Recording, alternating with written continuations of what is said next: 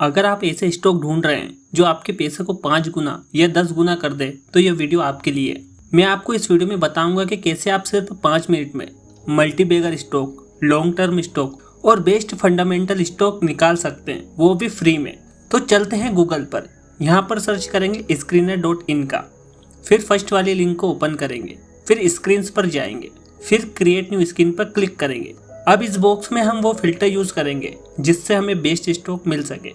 तो पहला फिल्टर है मार्केट कैप। ये हम 1000 करोड़ से ऊपर रखेंगे। मार्केट कैप का मतलब होता है कंपनी की एक्चुअल वैल्यू।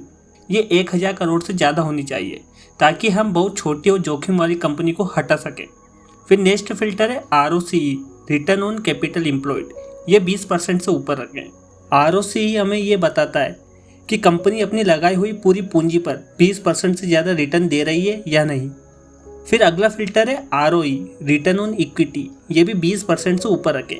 इसका मतलब होता है कि कंपनी शेयर होल्डर के पैसों पर 20% से ज़्यादा रिटर्न देना चाहिए। फिर अगला फिल्टर है सेल्स ग्रोथ 5 साल में 10% से ज़्यादा।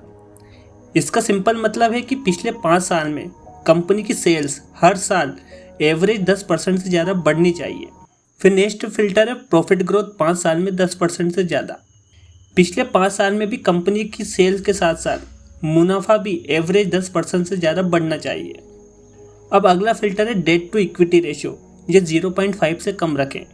इसका सिंपल मतलब है कि कंपनी पर बहुत कम कर्जा होना चाहिए, यानी हर 100 रुपये की इक्विटी पर 50 रुपये से भी कम कर्जा होना चाहिए। हम कम कर्जे वाली कंपनी लेंगे। अगला फिल्टर है सेल्स ग्रोथ 3 साल में 10% से ज़्यादा। पहले हमने लिया था सेल्स ग्रोथ 5 साल में 10% से ज़्यादा होनी चाहिए, इस बार 3 साल में भी 10% से ऊपर होनी चाहिए। अब नेक्स्ट फिल्टर है प्रॉफिट ग्रोथ। ये भी 3 साल में 10% से ज़्यादा। पिछले 3 साल में कंपनी का मुनाफा भी लगातार 10% एवरेज के साथ बढ़ना चाहिए। इसके बाद नेक्स्ट फिल्टर है इंटरेस्ट कवरेज रेशियो। ये 5 से ऊपर रखें। इसका मतलब है कि कंपनी अपने ब्याज का खर्च कम से कम 5 गुना आसानी से चुका सकती हो। अब अगला फिल्टर है प्रमोटर होल्डिंग। ये 30% से ऊपर रखें। प्रमोटर का मतलब होते हैं कंपनी के मालिक। कंपनी के मालिक के पास 30% से ज़्यादा हिस्सेदारी होनी चाहिए, यानी उनका भरोसा कंपनी पर बना हुआ होना चाहिए। इसके बाद फिल्टर है करंट रेशियो। ये 1 से ज़्यादा रखें। करंट रेशियो का मतलब है कि कंपनी के पास अपने 1 साल के छोटे कर्ज चुकाने के लिए पर्याप्त संपत्ति है या नहीं। अगर ये 1 से ज़्यादा है तो अच्छा माना जाता है। अब अगला फिल्टर है ऑपरेटिंग प्रॉफिट मार्जिन। ये 5 साल एवरेज में 20% से ज़्यादा होना चाहिए। इसका मतलब है कंपनी पिछले 5 साल से अपनी सेल्स पर एवरेज 20% से ज़्यादा ऑपरेटिंग प्रॉफिट कमा रही हो। अब अगला फिल्टर है FII होल्डिंग।